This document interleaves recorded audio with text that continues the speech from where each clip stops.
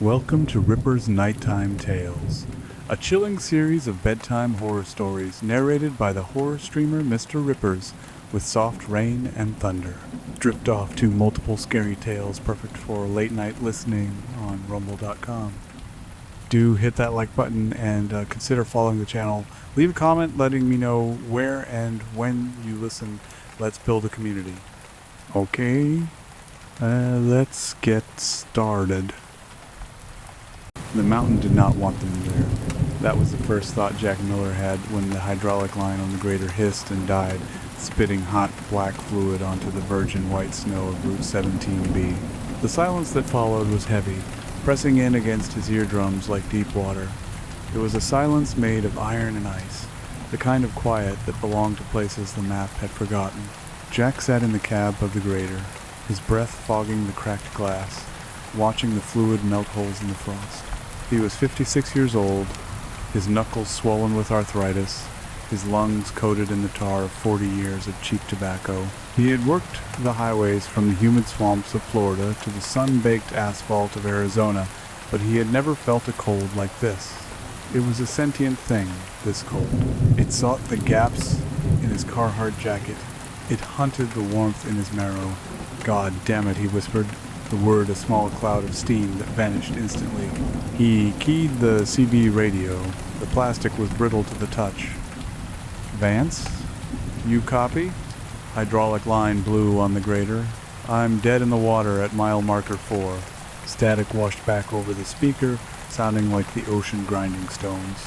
Then, Vance's voice, tinny and stressed, cut through. Copy, Jack. Cost of doing business with scrap metal.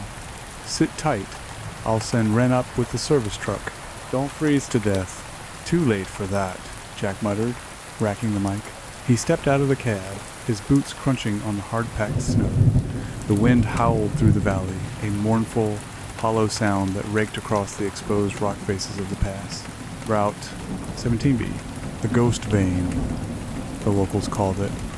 The state had shut it down in 1986 after a chemical tanker spilled 20,000 gallons of some experimental preservative agent meant for industrial agriculture. The toxicity reports had been buried, unburied, and buried again. Now, nearly 40 years later, some bureaucrat in the capital decided the toxicity half-life was over. They wanted the shortcut open, they wanted the timber trucks moving again. So, they sent the crew.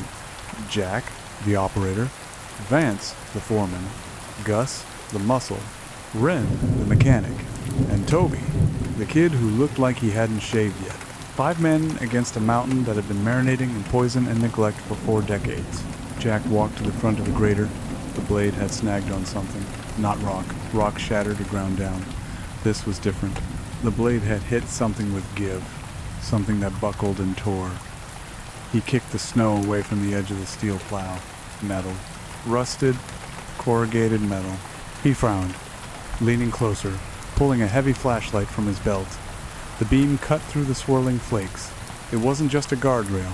It was flat, massive, and buried deep. He grabbed a shovel from the side of the grader and began to dig. The work was brutal, the air stinging his lungs, but curiosity, that old and dangerous cat, drove him. 10 minutes later, he stopped. He wasn't looking at a piece of road debris. He was standing on the roof of a buried semi-truck.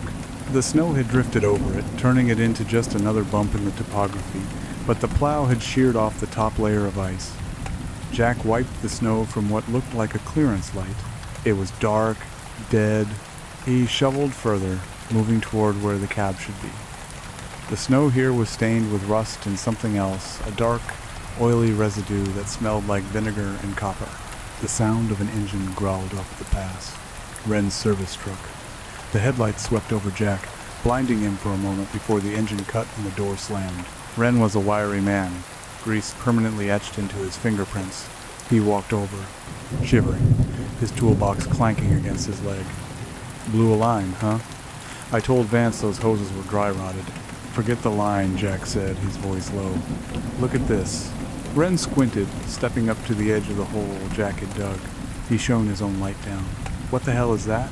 A culvert? It's a rig, Jack said. A big one, buried right in the middle of the lane. Wren whistled. Landslide must have taken it out. When did this road close? 86? Yeah. Well, nobody came looking for it. Wren jumped down into the hole, his boots clanging on the metal roof. This is a Kenworth, old cabover style. Look at the sleeper. Wren wiped a gloved hand across the metal. The paint underneath the grime was a dull, flat black. No stripes, no chrome, just black industrial paint, absorbing the light. Help me clear the door, Wren said, excitement creeping into his voice. He was a scavenger at heart. He saw salvage value. We should wait for Vance, Jack said, unease curling in his gut. Vance is 2 miles back drinking coffee. Come on, Jack, let's see if there's a driver inside. Maybe a skeleton holding a winning lottery ticket. They dug for another hour. The wind picked up, screaming like a banshee, but the two men worked in a rhythm.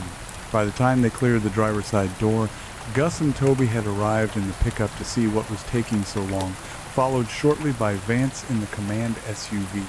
What is the holdup? Vance barked, stepping out into the snow. He was a thick man, red-faced from high blood pressure and stress. We're burning daylight and fuel. We found a tomb, boss, Gus said, leaning against the hood of the pickup, lighting a cigarette. Gus was built like a vending machine, all square angles and density. Vance marched to the edge of the pit. He looked down at the black monolith revealed in the ice. Jesus Christ. Is that on the manifest? No plates, Jack said from down in the hole. He was standing by the door handle. No company markings, just this. He pointed to a stencil on the door, barely visible against the black paint. Meat Run 86. Meat Run, Toby whispered. The kid was standing by the guardrail, looking pale. He wrapped his arms around himself. It feels wrong here, Jack. It's colder. It's winter, kid, Gus laughed, though the laugh didn't reach his eyes. Open it, Vance ordered. If there's a body, we gotta call the Stadies. If not, we drag it to the shoulder and keep working. Jack looked at the handle. It was chrome, pitted by time, but surprisingly intact. He gripped it, the metal bit through his glove, freezing cold. He depressed the thumb latch. It clicked loudly. The sound echoed through the valley, a mechanical snap that sounded like a bone breaking. The door didn't groan or screech. It swung open smoothly, the hinges weeping a thick, translucent fluid that wasn't oil. A puff of air escaped the cab. It didn't smell like rot. It didn't smell like mildew. It smelled like ozone and heavy, sweet chemicals. Like a hospital floor washed in formaldehyde. Jack shone his light inside. The cab was pristine. The upholstery was red leather, uncracked. The dash was a landscape of analog gauges and toggle switches, but there was no driver, no skeleton. The seat was empty, pushed all the way back. Empty, Jack said, breathing out. Nobody home. Check the sleeper, Wren called out from the roof. Jack shined the light into the back. The sleeper curtain was drawn, a heavy, velvet red curtain. He reached out and yanked it back. Nothing. Just a bunk with a tightly made bed and a cassette player sitting on the pillow. Clean, Jack announced. Weirdly clean. All right, Vance said, checking his watch. Hook the chains to the grader. Let's pull this bastard out so we can pave. Wait, Wren said. He had climbed down and was walking toward the back of the trailer. The trailer was massive. A refrigerated box unit, longer than standard. The reefer unit. Look at it. Wren pointed his light at the refrigeration engine mounted on the front of the trailer. It was a Thermo King, but modified. Extra pipes, extra tanks, and the tanks were full. The gauges on the side showed pressure. It's pressurized, Wren said, baffled. After 40 years? That's impossible.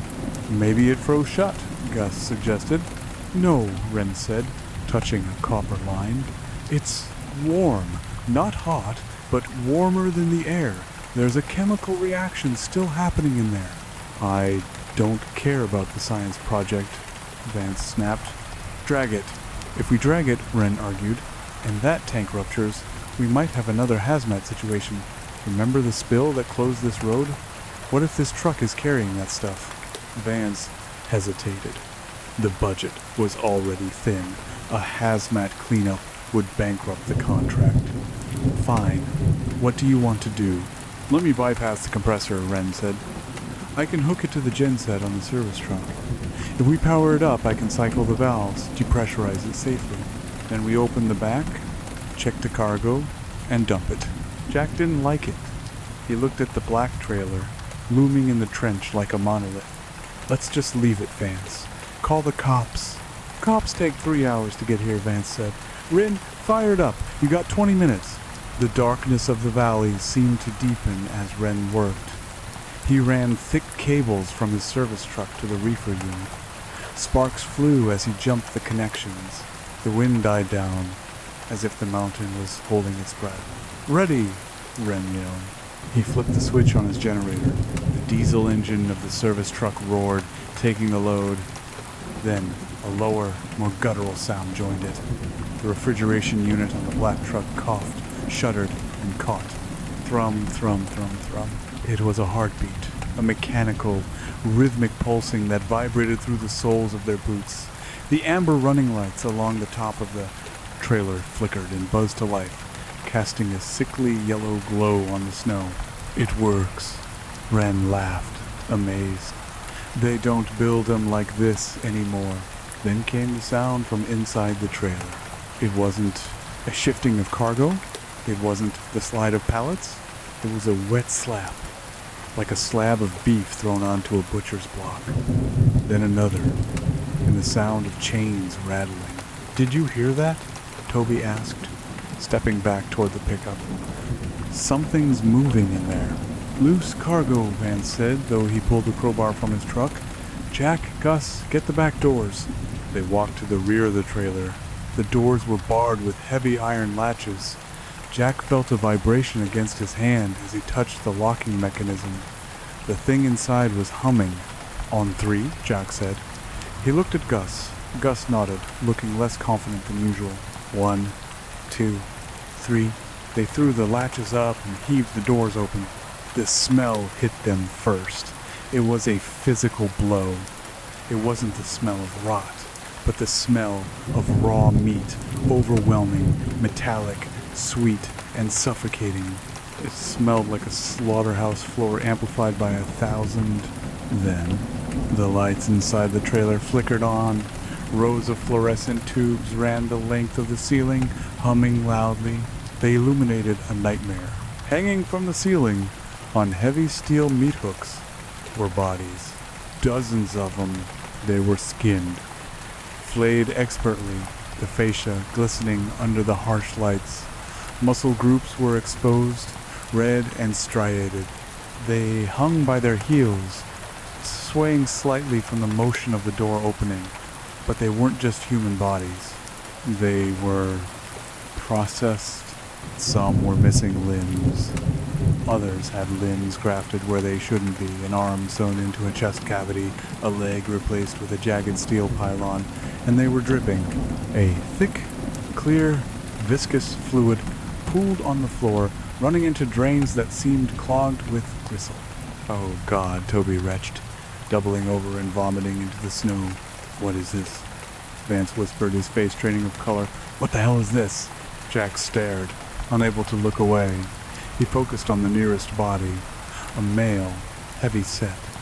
The skin was gone, but the eyes were still in the skull. No eyelids, just wide, staring orbs that looked milky and blind.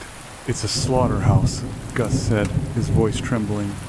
They processed people. Shut it down, Jack yelled to Wren. Wren, kill the power. I can't, Wren yelled back from the front. The relay is stuck. It's drawing power on its own. Jack turned back to the horror show, and then he saw it. The nearest body, the heavy-set one. Its hand stripped of skin, the tendons, white and stark against the red muscle, twitched.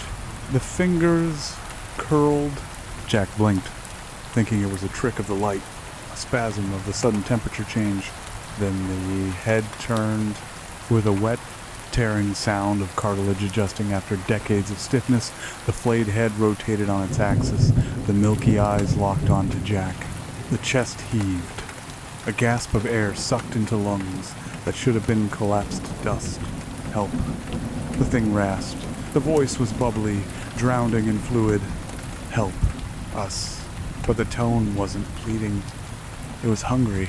Run, Jack said. The body ripped itself off the hook.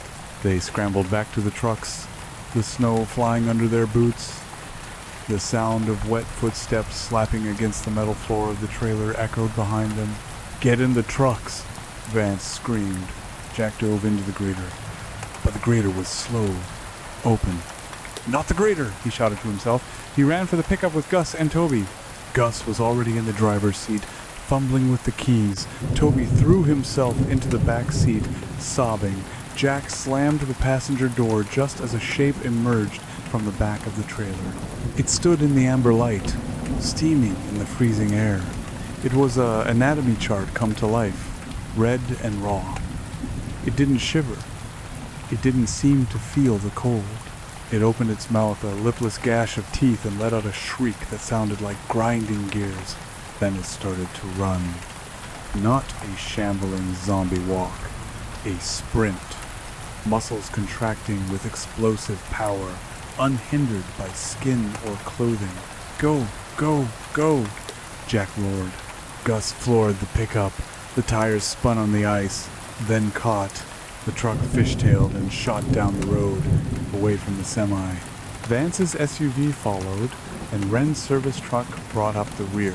They tore down Route 17B, putting a mile, then two, between them and the excavation site. They didn't stop until they reached the base camp, a collection of portable trailers and a maintenance shed 5 miles down the mountain. Gus slammed the brakes, the pickup skidding to a halt near the shed.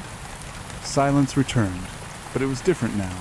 It was the silence of a predator, holding its breath. They all piled out, converging in the center of the camp under the single halogen security light. "Did you see that?" Toby was hyperventilating. It was. It was skinless. It was alive. "It's not possible." Vance was pacing, wiping sweat from his forehead despite the freezing wind. Mass hallucinations. Gases from the truck. That's what it was. Hallucinogens. "It ripped off a steel hook, Vance," Jack shouted. "That wasn't gas. That was meat. Moving meat." "We need to leave," Wren said. "We need to get off this mountain right now."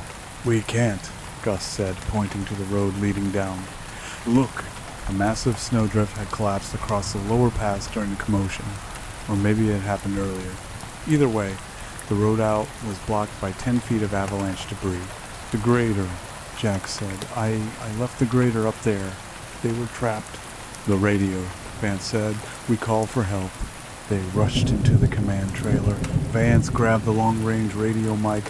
"Mayday, Mayday, this is DOT Crew 17-B. We have an emergency." Static, pure white noise. "Antenna must be iced up," Wren said. "I'll go check the tower." "No one goes anywhere alone," Jack ordered. "We stay together. We lock the doors." "We're safe here," Vance insisted, trying to regain authority. "Those things, they're 5 miles up. They're naked in sub-zero weather. They'll freeze solid in 10 minutes. And physics is physics." Jack looked out the window at the swirling snow. He remembered the heat radiating from the trailer. He remembered the chemical smell. "I don't think physics applies here, Vance." Night fell like a hammer. The temperature dropped to 20 below. The crew huddled in the main command trailer. They had covered the windows with plywood scraps, leaving only slivers to see out. Toby was in the corner, rocking back and forth. He kept rubbing his arms. "I can smell it," he whispered. "I can still smell it." "It's just the oil, kid," Gus said, cleaning a flare gun he'd found in the emergency kit. It was their only weapon besides crowbars and axes. "No," Toby said. "It's inside me. The air." When the door opened, I breathed it in.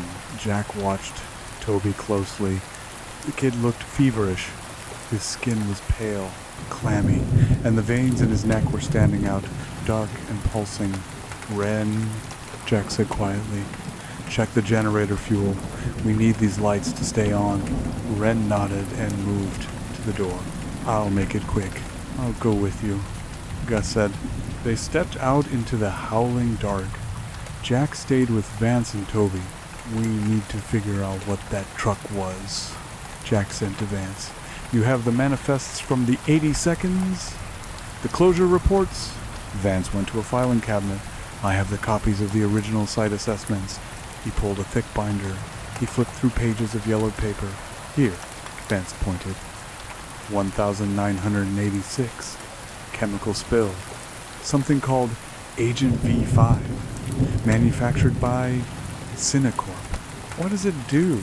It says, cellular preservative for livestock transport over extended durations, inhibits necrosis, stimulates muscular galvanism to prevent atrophy during stasis. Jack felt a chill that had nothing to do with the weather. Stimulates muscular galvanism. It keeps the meat moving so it doesn't get tough. But they were people, Jack, Vance whispered. Why were they transporting people like sides of beef? Because meat is meat, Jack said grimly, and if you don't have to feed them, or keep them warm, or keep them happy, you just keep the meat fresh. Suddenly, the door burst open. Gus and Ren tumbled in, slamming it behind them and throwing the deadbolt. They're here, Gus gasped. What? Vance stood up. Outside, Ren said, eyes wide, I saw tracks in the snow, but they aren't footprints. They're drag marks and blood. The snow is bleeding. Jack went to the peephole. The security light outside was flickering. At the edge of the light, he saw them. 3 of them. They were standing perfectly still. The flayed men. The cold hadn't frozen them. Steam rose from their exposed muscles, creating a fog around them. Their bodies were dark red, glistening with that chemical sheen. One of them stepped forward. It didn't have feet anymore. Its lower legs had been fused into bone spurs, sharp and jagged. It stabbed the ice with each step. Clack, clack, clack. They found us, Jack said. How? Vance asked. How did they track us? From the corner, Toby let out a low moan. They can hear the blood. Jack turned to Toby. The kid was scratching his arm, hard. His fingernails were digging into the skin. Toby, stop, Jack said, moving toward him. It's too tight, Toby muttered. My skin. It's too tight. It doesn't fit anymore. Toby! Jack grabbed his wrists. Toby looked up. His eyes had changed. The whites were gone, replaced by a milky, translucent film. His pupils were pinpricks. The buyers want livestock, Toby said in a voice that wasn't his. It was deeper, distorted. Toby wrenched his arm free with strength that shouldn't have been possible for a skinny kid. He grabbed a box cutter from the table. No! Jack lunged. Toby didn't attack Jack. He slashed his own forearm. A deep, long cut from elbow to wrist, but no blood came out. Instead of red blood, a thick, clear jelly oozed from the wound, and the muscle underneath didn't just sit there, it writhed. The fibers of his forearm flexed and uncoiled like snakes, reaching out of the wound. See? Toby smiled, blood dripping from his mouth where he'd bitten his tongue. Better. Much better. He's infected, Ren screamed, backing away. It's a virus. It's the preservative, Jack realized. It's airborne. Or he inhaled it. Toby stood up. His movements were jerky, mechanical. The cut on his arm widened, the skin retracting on its own, peeling back like a banana. The muscle underneath began to harden, reshaping itself. The ulna and radius bones cracked audibly, shifting position, sharpening. End of the line, Toby said. He lunged at Vance.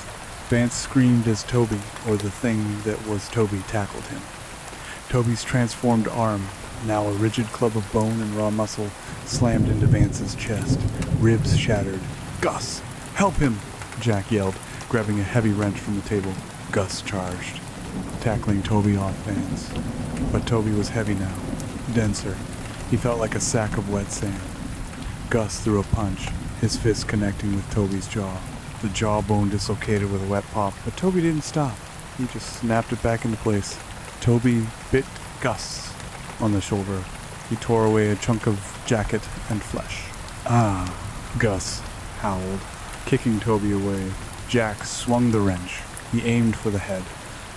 The heavy steel connected with Toby's temple. There was a sickening crunch. Toby collapsed, twitching. The room was silent except for Vance's wheezing and the wind outside. Is he dead?" Wren asked, holding a screwdriver like a dagger. Jack looked at Toby's body. The head wound was grievous. Brain matter was visible. But as they watched, the gray matter seemed to bubble. The skull fragments shifted. The meat was trying to knit itself back together. "He won't stay down," Jack said. "We have to go. The shed, it's metal. Reinforced. Vance can't walk," Gus said, clutching his bleeding shoulder. "Carry him," Jack ordered. "Move." They dragged Vance out the back door into the biting cold.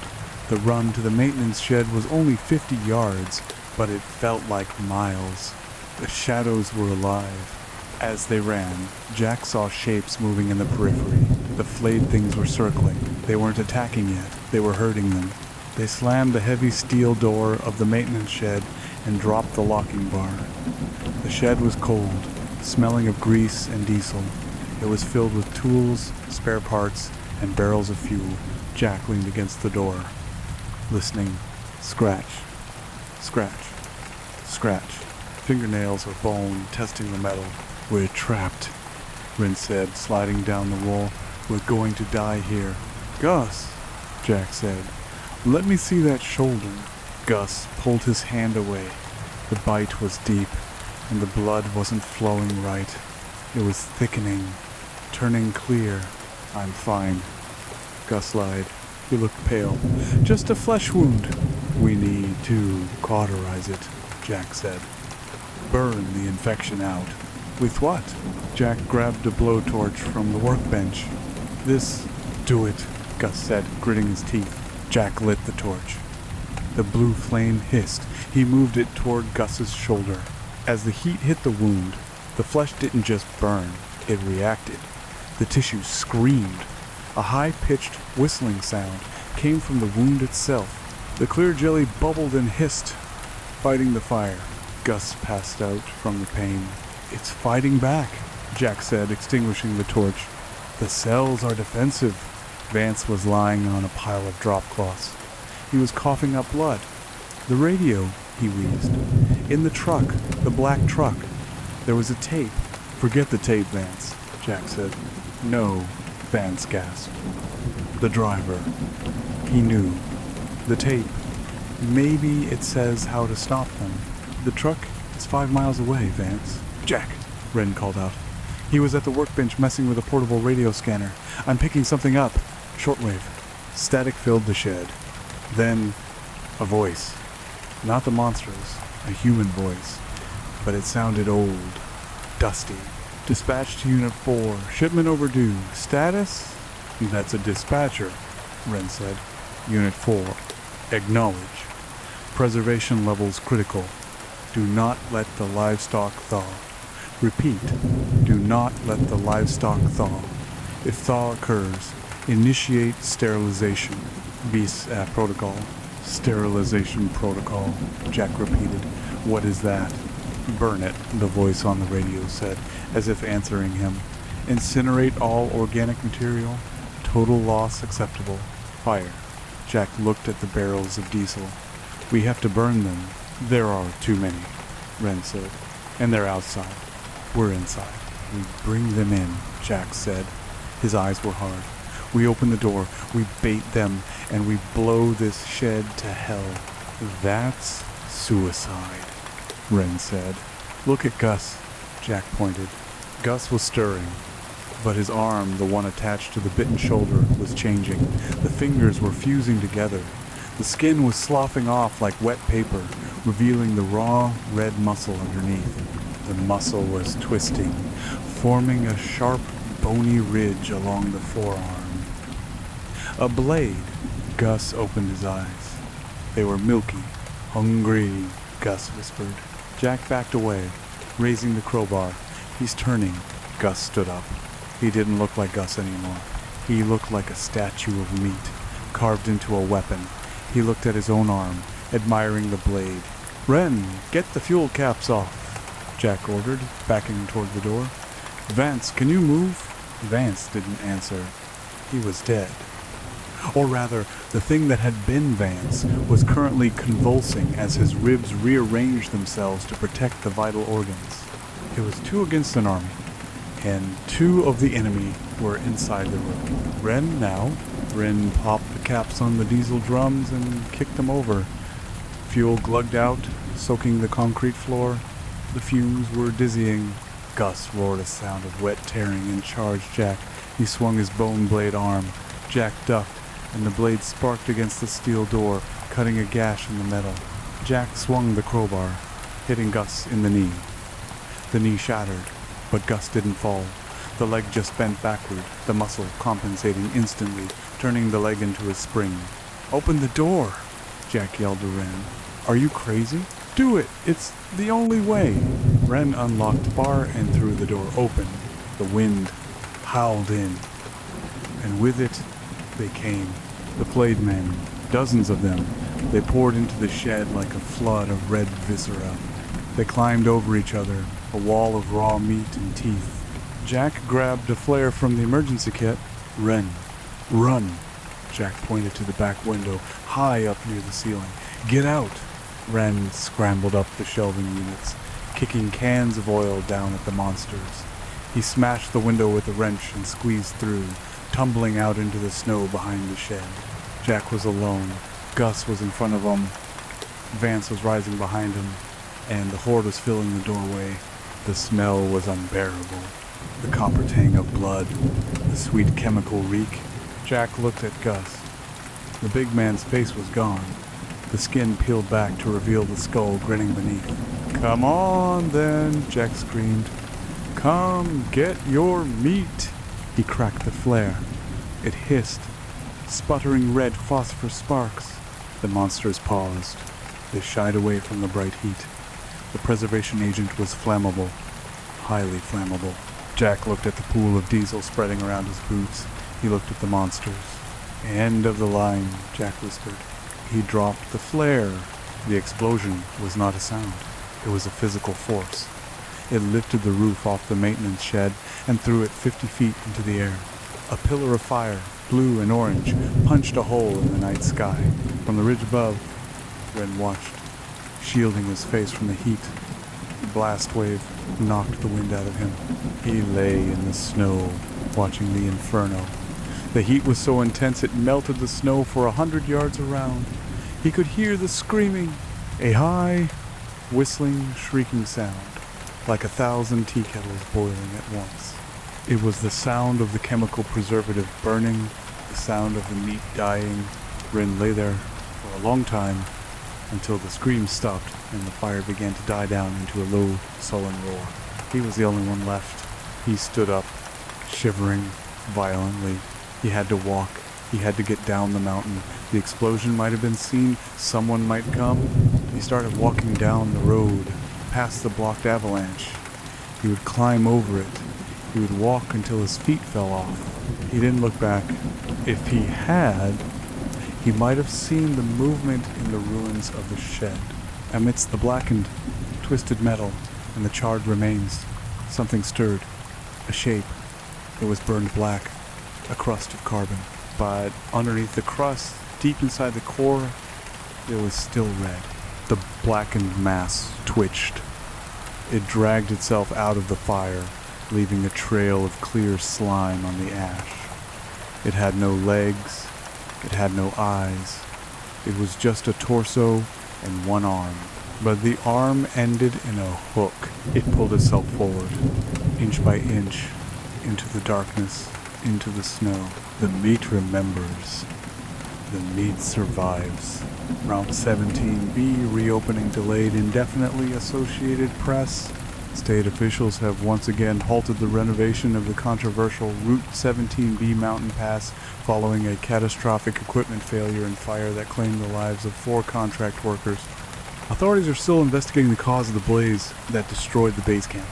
One survivor, identified as a mechanic, was found wandering the lower highway in a state of shock. He is yet to give a coherent statement. Rescue crews reported difficulties reaching the site due to weather conditions. When asked about rumors of illicit waste dumping in the area dating back to the 1980s, the Department of Transportation declined to comment. As of this morning, the site remains quarantined. Locals report strange animal activity in the valley, with deer and bear populations migrating away from the area. And on quiet nights, residents in the foothills claim they can hear a sound carried on the wind. Asterisk. A rhythmic mechanical thrumming, like a refrigerator running in the dark. Asterisk. The rhythmic mechanical thrumming didn't stop when the news report ended. It followed Wren into his sleep. It followed him into the waking world. It was the sound of his own heart, beating heavy and wet against ribs that felt too tight, too constricting. Part 2, The Thaw. 3 weeks later, St. Jude's Hospital, Psychiatric Wing Room 402. The room was white, an aggressive, blinding white that smelled of ammonia and stale lavender. Wren sat on the edge of the bed, his hands trembling. He clasped them together, squeezing until the knuckles turned ivory, trying to stop the shaking. It didn't work. The vibration was internal, a frequency humming in his marrow. He looked at his hands. They were rough, stained with grease that no amount of hospital soap could scrub away, or perhaps the grease was just a phantom memory, like the smell of the copper sweet slaughterhouse that coated the back of his throat. Mr. Miller? Wren flinched, his head snapping up. A man stood in the doorway. He wasn't a doctor. Doctors wore scrubs or white coats and looked tired. This man wore a charcoal suit that cost more than Wren's entire life's earnings. He held a leather folio, and his eyes were devoid of anything resembling empathy. They were assessing, calculating, like a butcher eyeing a steer for the quality of the cut. "Who are you?" Wren asked. His voice was a rasp, damaged from the smoke inhalation and the screaming. "My name is Sterling," the man said, stepping into the room and closing the heavy door behind him. The lock clicked with a sound that reminded Wren of the latch on a freight truck. "I represent the parent company of the logistics firm that contracted your crew, Cinecorp," Wren whispered. Sterling didn't blink. "We are a diversified holding company. We are here to discuss your settlement." Wren laughed. It was a dry, jagged sound. "Settlement? You want to pay me for watching my friends get turned into hamburger meat?" "We want to ensure that your recovery is comfortable," Sterling said, placing the folio on the small rolling table, "and to ensure that the tragic hallucinations you suffered due to the gas leak are contextualized correctly." "Gas leak?" Wren repeated. He stood up, his legs wobbling. "Is that what you're calling it? I saw Gus. I saw his arm turn into a bone saw. I saw Vance get crushed by a kid who had been dead for 10 minutes. Hypoxia and chemical toxicity can cause potent delusions," Sterling said smoothly. "The mind tries to make sense of trauma by inventing monsters. But we know the truth, don't we, Wren? It was an industrial accident. Regrettable, but preventable." Wren walked to the window. It was barred, looking out over a gray city parking lot. It was raining. The water streaking down the glass looked thick, boiling. "You knew," Wren said, staring at the rain. "The manifest.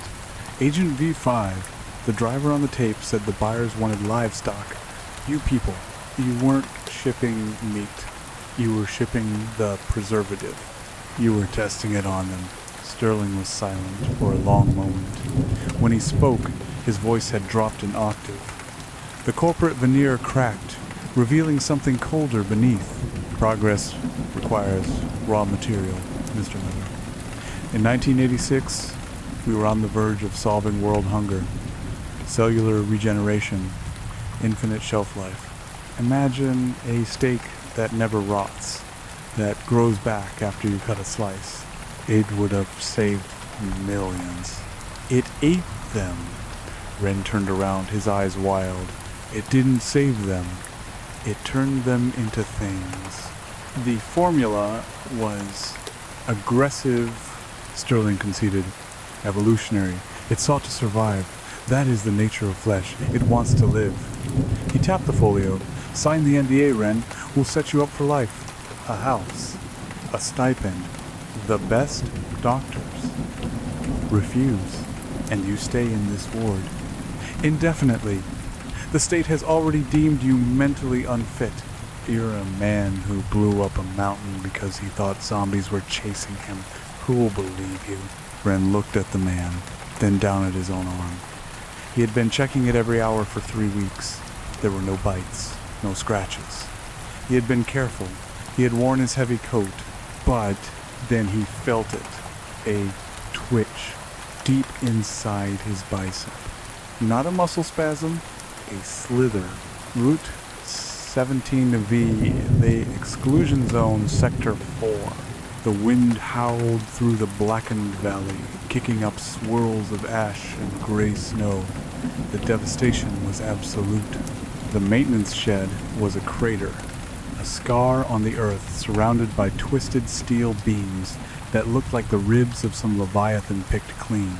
A black helicopter, unmarked save for a small serial number on the tail, banked over the ridge and descended. The rotors kicked up a storm of soot. It touched down on the flattest section of the road, well away from the avalanche debris. The side door slid open, and 4 figures emerged. They were not dressed in standard hazmat gear. They wore bulky, articulated exosuits, matte black armor plating over sealed environmental undersuits. They carried heavy rifles with underbarrel incinerators. Perimeter check. The leader's voice crackled over the comms. His HUD identified him as Commander Kale. Radiation normal, chemical toxicity high, biological signatures off the charts, replied the second figure, Specialist Rain, looking at a wrist-mounted scanner. The ground is saturated, Commander. It's not just in the soil, it is the soil. Objective remains the same, Kale said, his voice distorted by the helmet. Locate the primary source, secure a sample, sterilize the rest. Sin, A-Corp wants a sample? Rain scoffed. After what happened to the road crew, you'd think they'd want this place nuked from orbit. I can't sign, Ren whispered. Why not? Because it's not over. Ren looked up, sweat beading on his forehead. I can hear it. The hum. It's here. Sterling frowned. The HVAC system is old, I suppose. No. Ren stepped closer to the suit. Not the building. You. Sterling took a step back, his composure faltering. Excuse me? You were there, Ren said, his nostrils flaring. He could smell it now.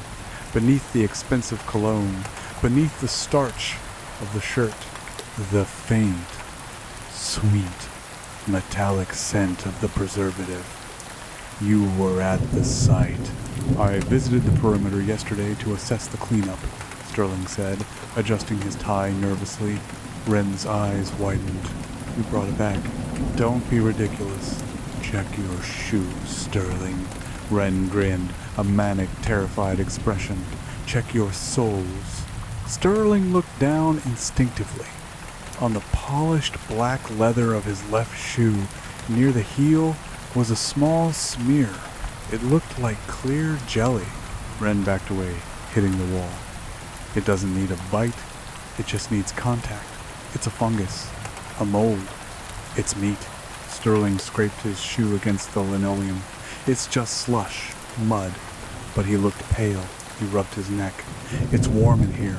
Why is it so warm? It stimulates the metabolism, Ren quoted from memory. The words from the 80 seconds manifest burning in his brain. Prevents atrophy. Stimulates galvanism. I'm leaving, Sterling snapped, grabbing his folio.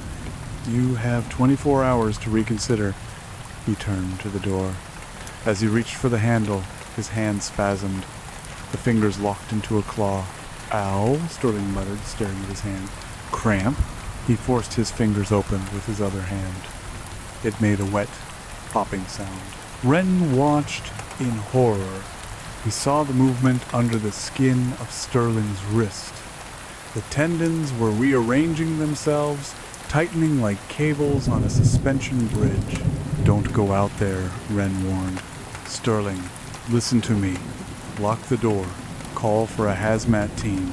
You're insane, Sterling spat. He ripped the door open. Help! Wren screamed, lunging for the hallway, but the orderly stationed outside shoved him back. Easy, Mr. Miller, the orderly said, a large man with bored eyes. Back in bed. Wren fought, but he was weak. He's infected. Stop him. He's going to spread it. Sterling was already walking down the corridor, his gait uneven. Step clack, step clack. His left leg was stiffening. He passed a nurse station. He reached up to scratch his neck, digging his nails in deep, drawing not blood, but a clear, viscous fluid. The orderly slammed Wren's door and locked it. Wren ran to the small reinforced window in the door. He watched Sterling turn the corner toward the elevators. The suit jacket was starting to tear at the seams across the shoulders. The meat inside was expanding. Wren sank to the floor, covering his ears. But he couldn't block out the sound. The hospital hummed. And now he could hear the scream starting in the hallway. R&D is persistent, Cale said. Move out.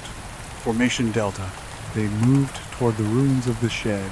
The silence of the mountain was unnatural. There were no birds, no wind in the trees, because the trees were gone burnt to charcoal skeletons. They reached the edge of the crater.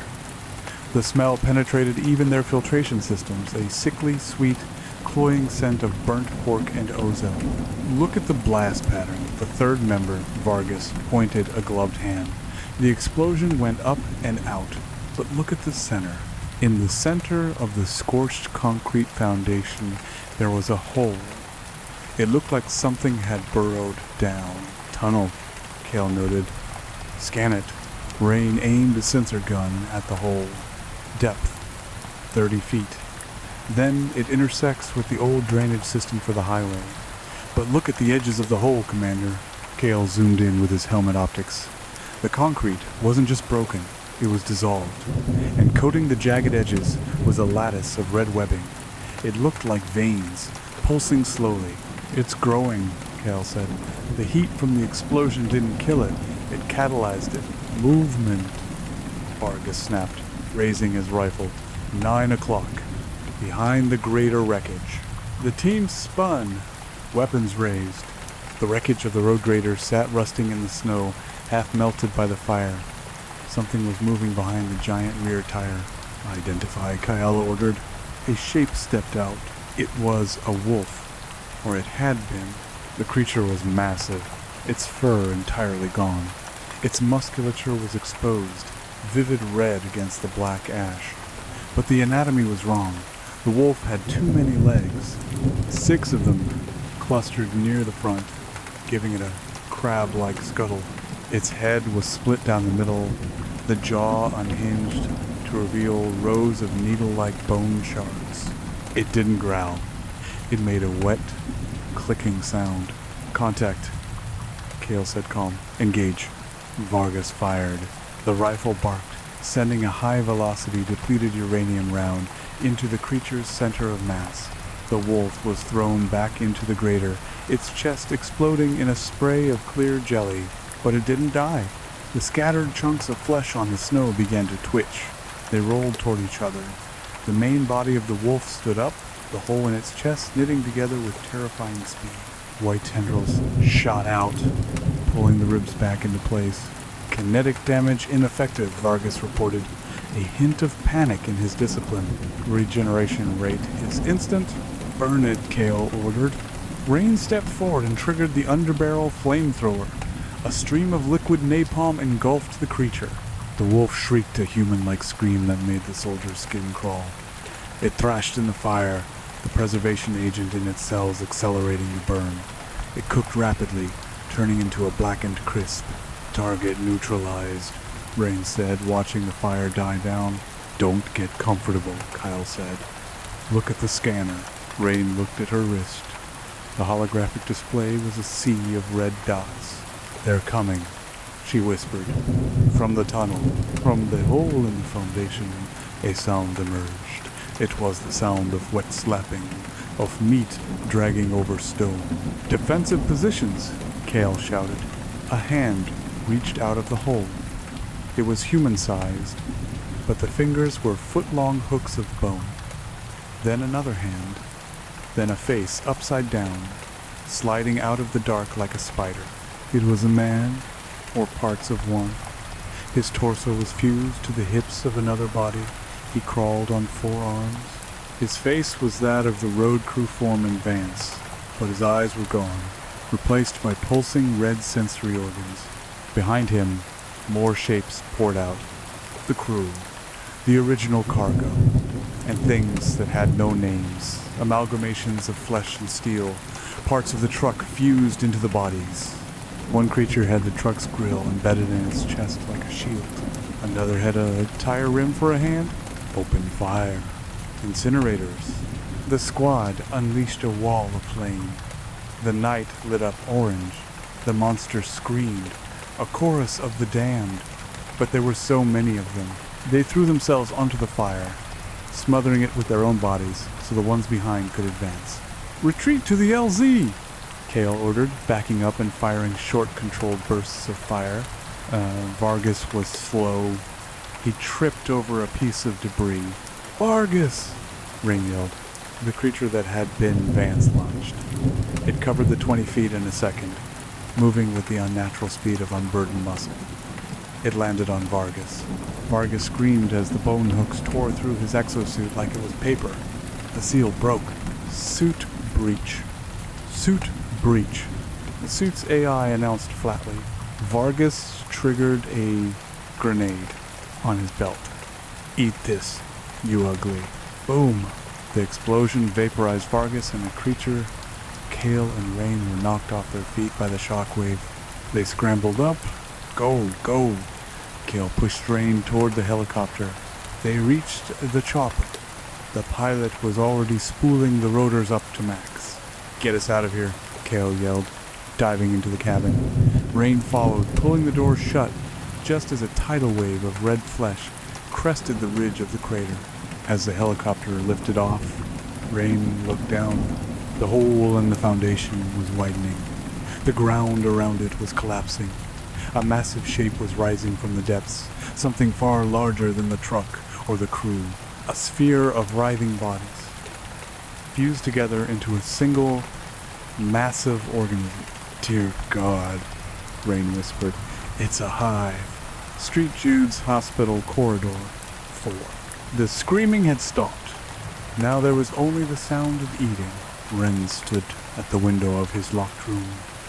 He had pushed the heavy bed against the door, barricading himself in. Outside, in the hallway, the lights flickered. The shadows were long and distorted. He heard footsteps. Heavy, uneven. Step clack, step clack. They stopped outside his door. A fist pounded on the wood. The force was incredible. The plaster around the door frame cracked. Ren, it was Sterling's voice. But it was gargled, wet. "Ren, the contract." S slammed. The door buckled. The bed slid an inch across the floor. "We need to renegotiate." Slammed. A hole punched through the wood. A hand gray, scaled with callus, and tipped with black claws reached through, groping for the barricade. Ren backed away to the window. He looked down at the parking lot, 4 stories up. He looked at the door. It wouldn't hold. He grabbed the IV stand from the corner. It was metal. It had a sharp edge. "Come on," Ren whispered, tears streaming down his face. "Come on in." He wasn't going to let them turn him into meat. He remembered the fire. He remembered how it burned. Ren looked at the oxygen hookups on the wall. He looked at the lighter he had stolen from a sleeping nurse's pocket 3 days ago, his one act of rebellion. Sterling tore the door off its hinges. He stood in the frame, a monstrosity of suit fabric and expanding biological horror. His jaw hung loose, connected only by strands of saliva. "Time to work, Ren," the thing said. Ren turned the valve on the oxygen tank all the way open. The hiss filled the room. He flicked the lighter. "End of the line," Ren said. Cinecorp Incident Report timestamp 0400. Hours location, Street Jude's Medical Center, Route 17B clearance. Ultraviolet. Summary. Containment at Site B has failed. Asset Prime has established a localized biomass hive. Aerial reconnaissance suggests the biomass is attempting to interface with the local water table. Containment at Site C urban observation has been compromised. An explosion on the 4th floor of Street Jude's resulted in a structural fire. Subject 8, 9 Ren Miller, is presumed dead. However, recovery teams found no remains consistent with Subject 89. Found in the wreckage of room 402 was a ventilation grate pried open from the inside. Trace amounts of fluid found in the ventilation shaft match the biological signature of the asset. Conclusion: the infection is mobile. Subject 89 is in the wind. He is carrying the pathogen. Pandemic Alert Level 1. Action: initiate Protocol Winter Harvest. Mobilize the National Guard under cover of chemical spill. Quarantine the city. Ren Miller. Eliminate on site. Burn the remains. Route 17B. The tunnels. Deep beneath the earth, where the fire of the surface didn't reach, the darkness was complete. But the darkness was not empty. It was warm, wet. The hive pulsed. It was a wall of flesh, grafting itself to the rock, digesting the minerals, growing stronger. Embedded in the center of the wall, held in place by thick veins of gristle, was a head. It was Jack. His eyes were open. The milky film was gone, replaced by a deep, glowing violet. He wasn't dead. He wasn't alive. He was part of the whole. His lips moved, no longer needing air to speak, transmitting the vibration directly through the meat that connected them all. "Hungry," Jack whispered to the dark, and 5 miles away, a deer in the forest stopped grazing. Its head snapped up. Its eyes turned violet. It turned toward the nearest town. "Feed," the forest whispered back. Part 3. The Vector. The alley behind Street Jude's 412 A.M. Ren hit the dumpster hard. He didn't land on trash bags. He landed on a slurry of wet cardboard, broken glass, and restaurant waste. The impact should have broken his ankle. He felt the snap, the sharp, blinding flash of agony shooting up his shin, and then, almost instantly, a sensation like warm honey pouring over the bone. "Knit, fuse, bind," Ren gasped, rolling out of the dumpster and onto the slick, oil-stained asphalt of the alley. He lay there in the rain, his chest heaving. Above him, 4 stories up, flames licked the side of the hospital. Black smoke billowed into the night, hiding the stars. Sirens wailed in the distance, a chorus of mechanical wolves closing in. He looked at his ankle. It was swollen, turning a bruise purple, but when he put weight on it to stand, it held. It didn't hurt. It felt sturdy, reinforced. "No," Ren whispered, wiping slime and rain from his face. "No, no, no." He looked at his hands. The burns from the lighter, the scorching heat of the explosion, the skin was already peeling away. Beneath the blistered red dermis was new skin, pale, thick, harder than before. He wasn't immune. He was integrating. He stumbled down the alley, the hospital gown clinging to his shivering frame. He needed to get away. The explosion would bring police, fire, and them. The ones in the black suits. The ones who wanted to harvest him. The alley opened onto a side street. It was desolate, bathed in the hum of sodium vapor streetlights that turned everything a sickly shade of orange. A 24-hour laundromat sat on the corner, Its windows steamed up, the fluorescent lights inside buzzing like trapped insects. Wren pushed through the door. The heat hit him humid, smelling of cheap detergent and dryer lint. It was empty, save for a single row of dryers spinning rhythmically. Thump-whir, thump-whir. The rhythm synced with his heart. It synced with the thrumming in his head. Wren moved to a folding table where a pile of forgotten clothes sat in a plastic basket, a pair of heavy canvas work pants, a flannel shirt, a thick denim jacket with a grease stain on the collar. He didn't hesitate. He stripped off the hospital gown, kicking it under a vending machine. He pulled on the pants. They were too big, but he cinched the belt tight. He threw on the shirt and the jacket. He caught his reflection in the glass of a washing machine door. His eyes, the pupils weren't round anymore. They were slightly elongated, horizontal, like a goat, or a prey animal that had decided to become a predator. As he buttoned the jacket, a news report flashed on the small CRT television mounted in the corner. Breaking news. Explosion at Street Jude's. Police are searching for a suspect. Dangerous chemical contamination. Wren pulled the collar up. He wasn't Wren Miller anymore. Wren Miller died in room 402. He was something else. A carrier. A patient zero who refused to die. He pushed back out into the night, the rain feeling heavy and oily against his skin. He needed a vehicle. He needed to get out of the city. But he couldn't go home. They would be waiting. He had to go back. Back to the source. It was the only place that made sense. The only place the noise in his head would stop screaming. Route 9, the foothills, 4:45 a.m. Trooper Higgins hated the night shift. He hated the rain, he hated the cold, and he especially hated the stretch of Route 9 that wound near the exclusion zone.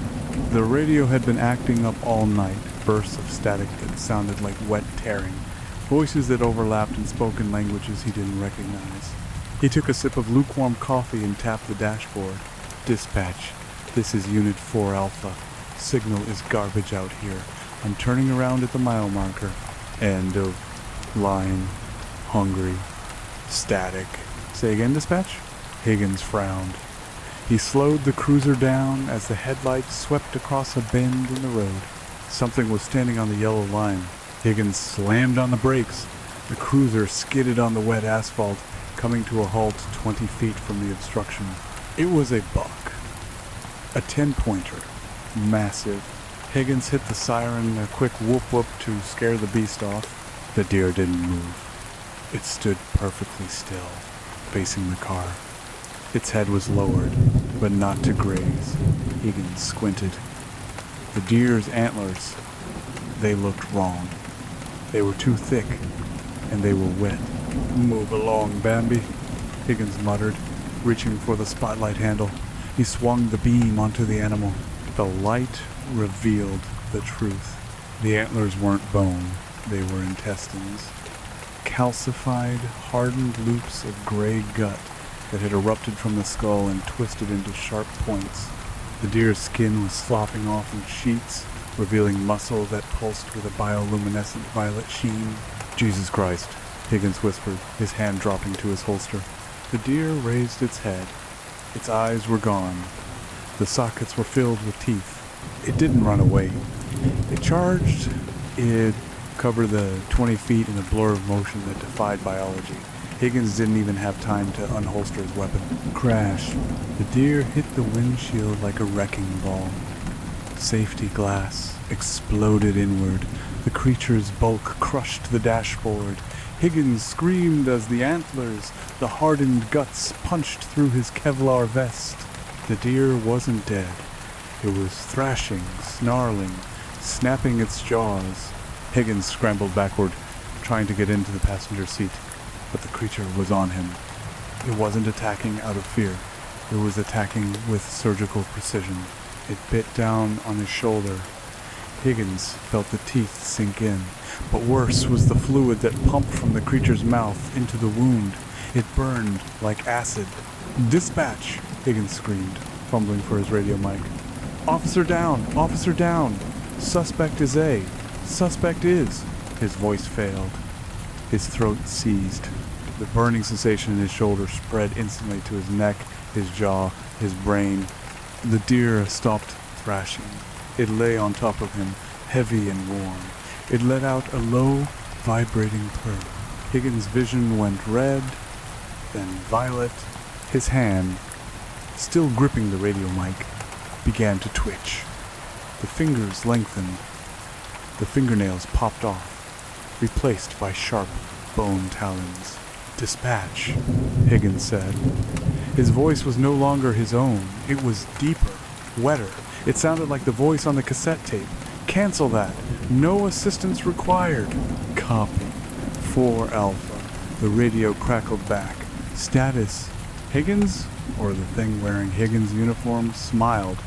The skin of his cheeks tore wide open to accommodate the new rows of teeth growing behind his lips. "Integrating," he said. "Cinecorp Mobile Command Center. The Harvester Perimeter of St. Jude's Hospital." Commander Cale watched the thermal feed on the main monitor. The hospital fire was under control, but the chaos was just beginning. The National Guard trucks were rolling in, cordoning off the block. "No body in the wreckage," Rain said, stepping up beside him. She had swapped her damaged exosuit for a lighter, tactical hazmat rig. "We found the IV stand he used to breach the oxygen line. We found the lighter. No Ren Miller. He's loose," Cale said, his voice tight. "And he's adapting. The rate of infection in Subject 89 is unprecedented.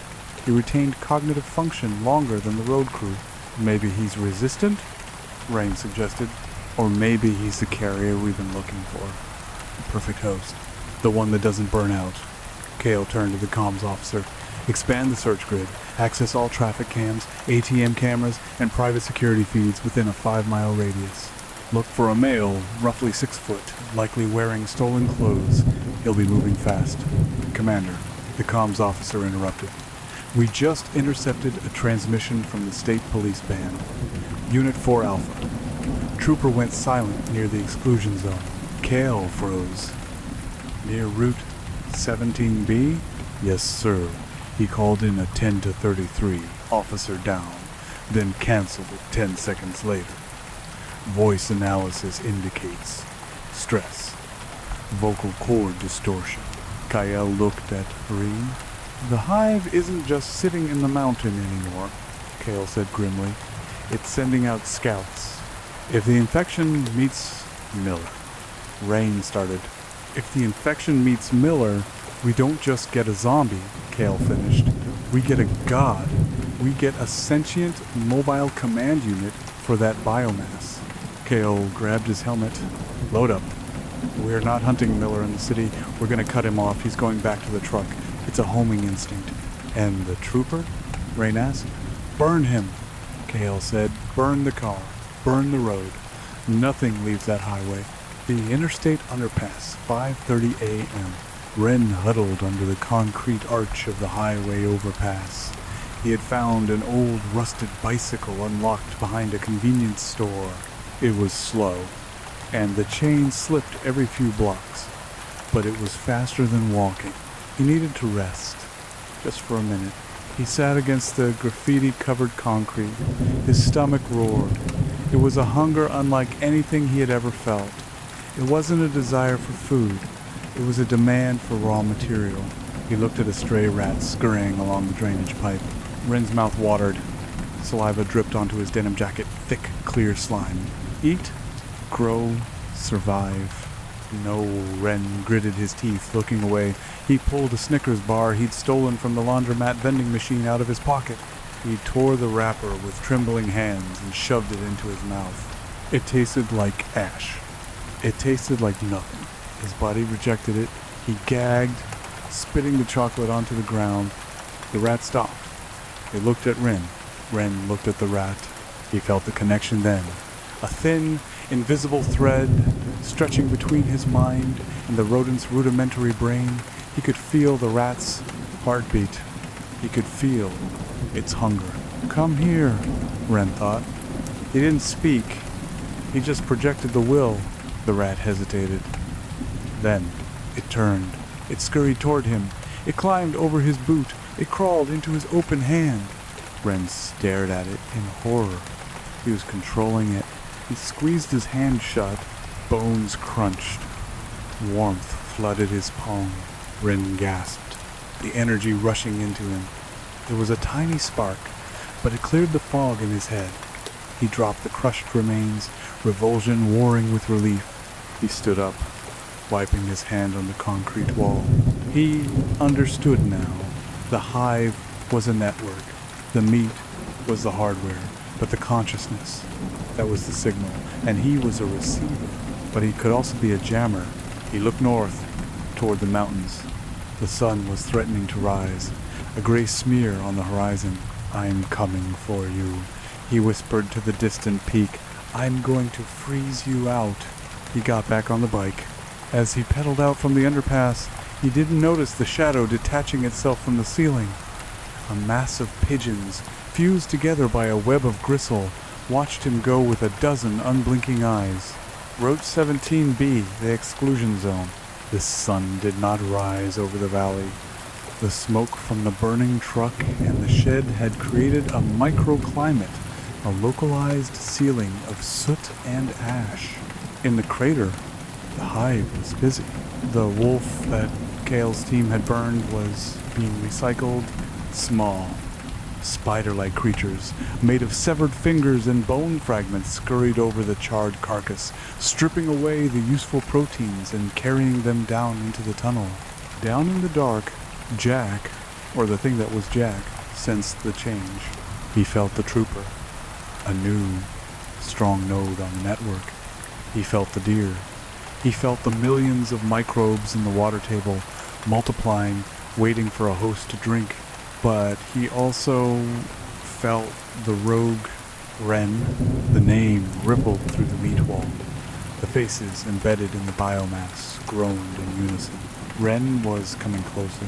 Jack's lips stretched into a smile that split his face to the ears. "Let him come," the hive whispered. "He brings the fire, but we like the heat." The ground above the tunnel rumbled. From the depths of the earth, something new began to ascend. The truck had been the cocoon. The shed had been the nursery. Now, the factory was open. A massive appendage broke the surface of the snow near the avalanche debris. It wasn't a hand or a claw. It was a pylon. A pillar of bone and steel, pulsing with red veins. Then another, and another. They weren't just making monsters anymore. They were building a structure. A tower. A transmitter to broadcast the signal beyond the valley. To call the livestock home. The frequency. The last stop diner, Route 9. Mile marker 4555 AM. The neon sign buzzed with a dying insectoid hum. OPEN. The N flickered, spitting sparks into the damp morning mist. Ren let the bicycle clatter to the pavement. His legs were burning, not from fatigue, but from the unnatural heat radiating from his own bones. The fever was a furnace, reshaping him from the inside out. He could feel his marrow bubbling, expanding, hardening. A patrol car sat in the gravel lot. Unit 4, Alpha. The driver's side door was open, the interior light casting a yellow wedge onto the wet stones. Ren approached cautiously. The rain had washed most of the blood off the asphalt, but the smell remained. Copper and spoiled milk. He needed a car. The bike wouldn't make the climb to 17B. He moved toward the diner. Through the grease-smeared plate glass window, he saw a silhouette sitting at the counter. Ren pushed the door open. The bell above it didn't jingle. The clapper had been torn off.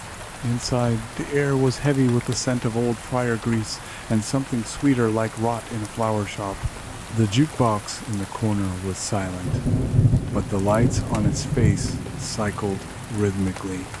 Red, violet, red, violet. "Coffee's cold," the man at the counter said. It was the trooper, Higgins. He sat with his back to the door, hunched over a plate. He was wearing his wide-brimmed hat, but his uniform was tight, the fabric strained to the breaking point across his shoulders. "I need your keys." Wren said. His voice sounded rough, like gravel grinding in a mixer. Higgins didn't turn around. He picked up a fork. His hand was gray, the fingers swollen like sausages, the nails black and pointed. "Dispatch says you're a person of interest," Higgins said. His voice was a dual-tone harmonic, the human vocal cords vibrating against something wet and alien in his throat. "Dispatch says you're raw material." Higgins slowly swiveled on the stool. Wren took a step back. The trooper's face was a ruin. The lower jaw had split down the center, the bone unhinged to allow a second, smaller mouth to protrude from the throat. A lamprey-like ring of cartilage and needles. His eyes were gone, the sockets filled with the same violet jelly Wren had seen in the wolf. But the worst part was the plate in front of him. It was a human hand. The waitress's hand, judging by the red nail polish.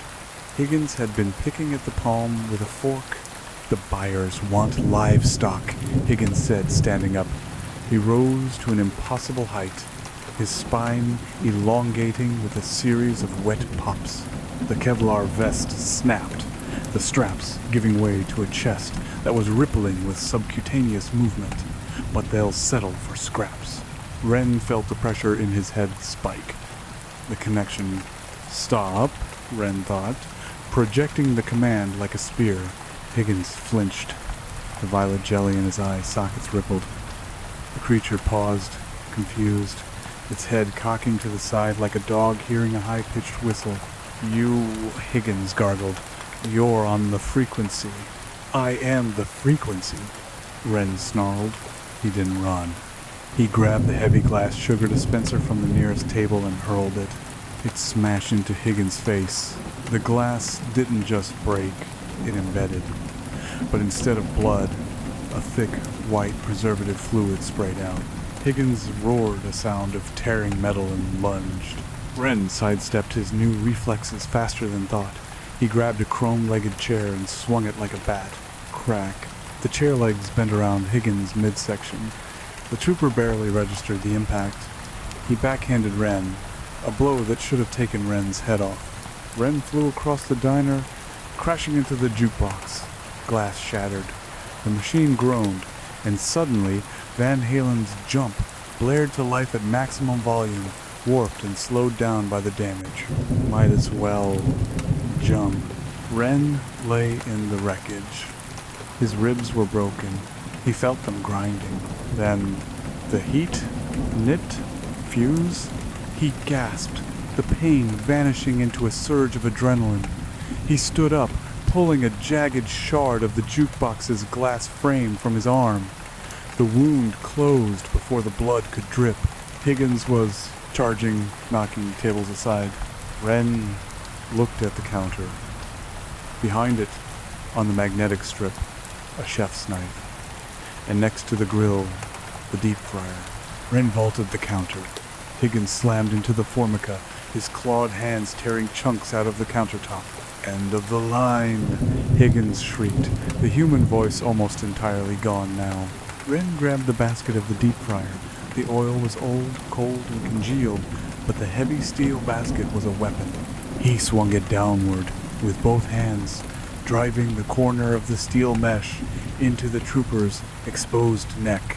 It crunched through the vertebrae. Higgins went rigid. The connection to the hive stuttered. Wren didn't stop. He grabbed the chef's knife, a 12-inch blade stained with years of prep work. "Resign," Wren grunted. He drove the knife up under the trooper's chin, through the secondary mouth, and into the brainstem. Higgins seized. The violet light in his eye sockets flickered and died. The massive body slumped over the counter, twitching as the nerves misfired. Wren stood panting, the synth-heavy intro of the song skipping on a loop.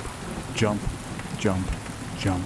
He reached into the trooper's pocket, ignoring the slime that coated the uniform, and fished out the keys to the cruiser. He stepped over the body of the waitress behind the counter. She had been gutted, hooked onto the pot rack like a side of beef. Her eyes were open, staring at nothing. "I'm sorry," Wren whispered. "I'm going to burn it all. Route 17B, the perimeter, 6:30 a.m. The blockade was a fortress of black steel and halogen light. Cinecorp didn't do half measures.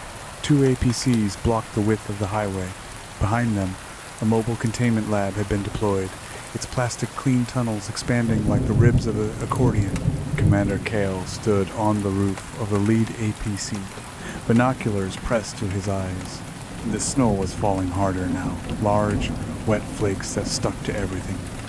But even the blizzard couldn't hide what was happening 3 miles up the valley. Status on the structure? Rain asked, climbing up the ladder to join him. It's growing, Kale said, handing her the optics. Look at the geometry. That's not random mutation. Rain looked through the swirling snow. The tower was visible. It rose from the crater of the truck accident, a twisted spire of bone, rebar, and frozen meat. It looked like a radio antenna, designed by a madman. At the top, a pulsing sac of bioluminescent tissue beat like a heart, sending waves of violet light into the clouds. It's terraforming, Rain said, lowering the binoculars. It's changing the atmosphere. It's a broadcast tower, Cal corrected. It's calling to the latent biologicals in the area. Every animal that drank from the stream, every bird that ate the carrion, they're all gathering. And Miller? He's coming, Kale said. He killed the trooper at the diner. We found the body via the cruiser's dash cam feed before Miller disabled it. He's driving the 4 Alpha unit up the pass right now. We engage on sight? Kale looked at the tower, then back at the dark, winding road leading up to their position. No, Kale said. Let him pass. Rain stared at him. Excuse me? That goes against Protocol Winter Harvest. If he reaches the hive, they merge, Kale said, or they destroy each other. Miller isn't a drone, Rain. I watched the footage from the diner. He dominated the trooper. He used a command pulse to stun it. Kale smiled, a cold, calculated expression. He's an alpha predator. If we kill him, the hive keeps growing. But if we let him in, he challenges the existing control node. It's a coup. While they fight for dominance, the biomass will be distracted. And then? Then we drop the thermobaric payload, Kale said, tapping the tactical tablet on his forearm. We wait for them to cluster, and we vaporize the entire mountain range. Rain looked at the tablet. The countdown was already set. You're using him as bait, she said. I'm using him as a guiding chip, Kale replied. Open the barricade. Give him a clear lane. The ice tunnel route 17B. The cruiser roared up the switchbacks, the engine whining in protest. The windshield was shattered, wind and snow blasting into Ren's face. But he didn't blink. He didn't feel the cold. The road ahead was clear. Suspiciously clear. He saw the Cinecorp blockade part as he approached. The armored vehicles pulled back. The soldiers stood watching, weapons lowered. Ren didn't slow down. He understood. They wanted this to happen.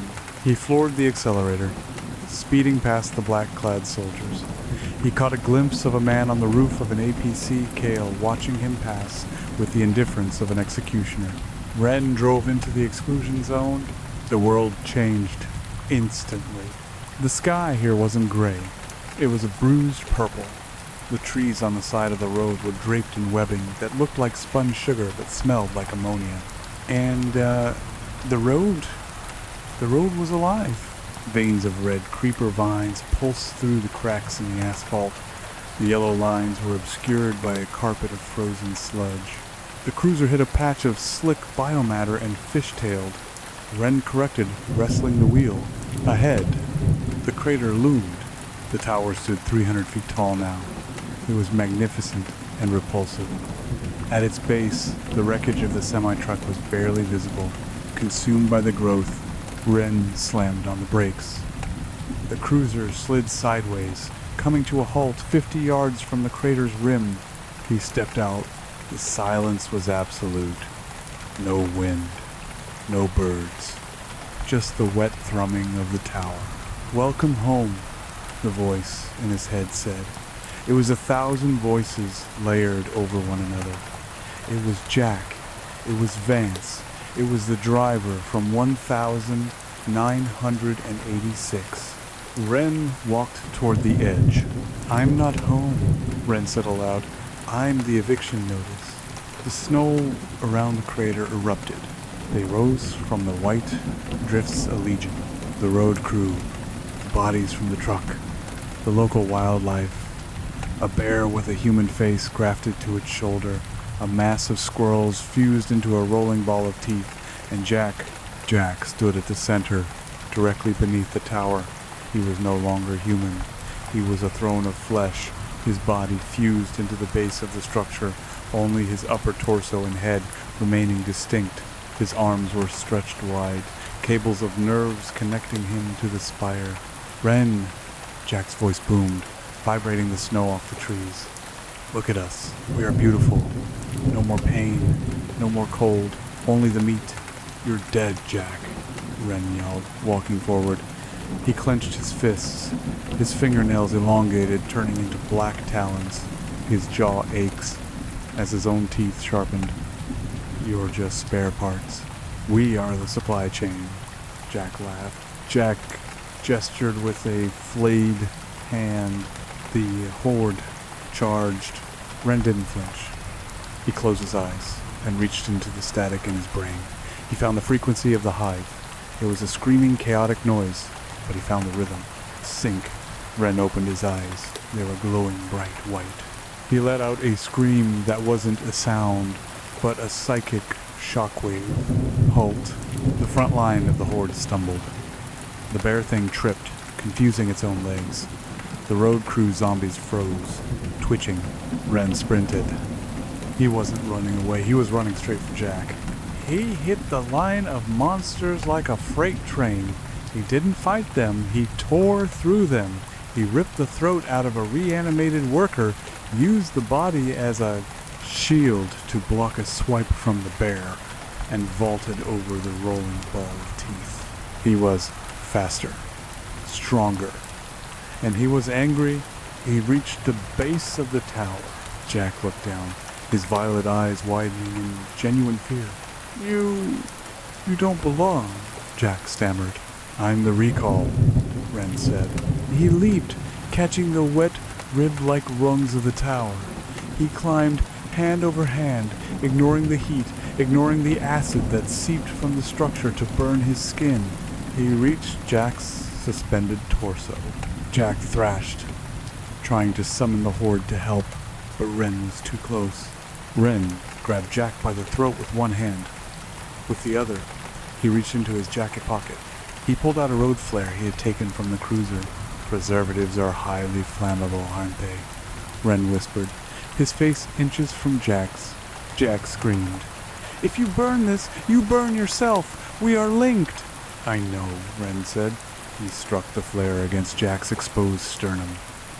It sputtered to life, a brilliant, blinding red magnesium flame.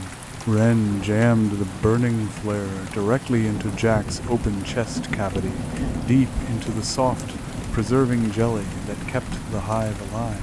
For a second, there was silence. Then, the chemicals caught. It wasn't a normal fire. It was a chemical reaction. A flashover of blue and white heat that raced through the veins of the tower instantly. Jack howled as he began to cook from the inside out. The tower screamed a structural groan of agony. Wren let go and fell backward into the snow. Above him, the tower became a torch. The fire raced up the spine, reaching the bioluminescent sack at the top. Boom! The sack exploded, showering the valley in burning, caustic rain. The link in Wren's head snapped. The screaming stopped. Wren lay in the snow, watching the inferno. The horde was collapsing, their connection severed, their bodies returning to lifeless meat. He closed his eyes. It was over, or so he thought. Cinecorp Command, the perimeter. Thermal bloom detected, the tech shouted. Massive energy spike. The structure is compromising. "He did it," Rain whispered. "He actually did it." Kale didn't celebrate. He watched the screen. "The biomass is destabilizing," Kale said. "But look at the reading. The core isn't dying, it's condensing. On the screen, the fire was raging, but in the center of the crater, amidst the flames, a single heat signature was growing brighter, whiter. The fire isn't killing it, Kale realized, his voice dropping. The fire is catalyzing it. The chemicals, they needed heat to finish the reaction. Kale slammed his hand on the comms button. All units, fire at will. Level the crater. Don't let it emerge. The crater. Ren opened his eyes. The heat was intense. The tower had collapsed, burying the truck and the tunnel entrance in a mountain of burning debris. But something was moving under the rubble. The ground shook. The burning debris was pushed aside. Ren scrambled backward, his healing factor struggling to keep up with the burns on his skin. From the heart of the fire, it stood up. It wasn't Jack.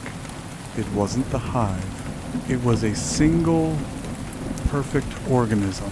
It stood 7 feet tall, its skin a smooth obsidian carapace that reflected the flames. It had no eyes, only a smooth, curved sensory dome. Its arms ended in long, serrated blades of bone that glowed with heat. It was the final product, the result of 40 years of fermentation and the catalyst of fire. It stepped out of the flames, steam hissing off its body. It turned its faceless head toward the Cinecorp blockade miles away. Then it turned toward Ren. Ren tried to stand, but his legs failed him. He was empty. He had used everything. The creature walked toward him. It didn't rush. It moved with the grace of a dancer. It stopped in front of him. It tilted its head. Ren looked up at his own reflection in the creature's black carapace. "End of the line," Ren whispered. The creature raised a blade. Thwip, thwip, thwip. The sound of rotors cut through the roar of the fire. Searchlights blinded them both. A heavy machine gun opened up from the sky. Bullets the size of soda cans tore into the snow, walking a line of destruction toward the creature. The creature shrieked a digital, synthesized sound and leaped backward, vanishing into the smoke with impossible speed. Ren shielded his eyes. A black helicopter hovered overhead. A rope dropped. "Take the hand!" A voice yelled over the loudspeaker. It wasn't Kale. It was a woman's voice. "Take the hand or die here!" Ren looked at the rope. He looked at the fire. He looked at the darkness where the creature had gone. He grabbed the rope as he was hauled up into the air, leaving the burning valley behind. He saw the creature one last time. It was standing on the ridge, watching the helicopter rise. It raised a hand, and it waved. A human wave. Ren blacked out. The darkness was not silent. It thrummed with the heavy, percussive beat of rotor blades slicing through icy air. Ren floated in a gray void, suspended between agony and numbness. His body felt like a topographical map of pain burns, mapping out valleys on his chest, broken bones forming jagged mountain ranges in his ribs. But beneath the pain, the cold machinery of the infection was at work. He could feel the itch of knitting tissue, the squirming sensation of cells dividing at an accelerated rate. He opened his eyes. Red interior lights, the smell of aviation fuel and antiseptic, the rattle of a loose latch somewhere near his head. He was strapped into a canvas jump seat in the back of a helicopter. Across from him, bathed in the crimson glow of the tactical lighting, sat a figure in white bioarmor. The helmet was off. It was Rain. She was typing furiously on a ruggedized laptop secured to her knees. Her face was pale, illuminated by the screen's blue glare, contrasting violently with the red cabin lights. Ren tried to speak, but his throat was dry, coated in the memory of smoke. He coughed, a wet, hacking sound that made Rain look up. "Don't try to talk," she said, her voice clipped and professional. "Your larynx was scorched. The tissue is regenerating, but if you force it, you'll fuse your vocal cords shut." Ren reached up to his neck. His skin felt like leather, tough and sensitive. He looked at his hands.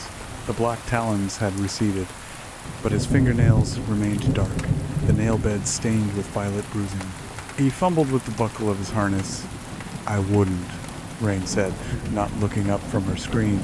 "We're doing 140 knots over the ridgeline. Unless you can fly, sit down." Ren unbuckled anyway. He leaned forward, grabbing the frame of the seat for stability. He rasped out a single word, forcing air through the healing meat of his throat. "Why?" Rain stopped typing.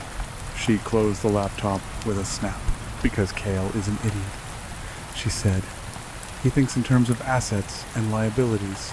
He wanted to glass the valley with you in it. He doesn't understand that you're not a liability, Ren. You're the prototype." Ren stared at her. The vibration of the chopper rattled his teeth.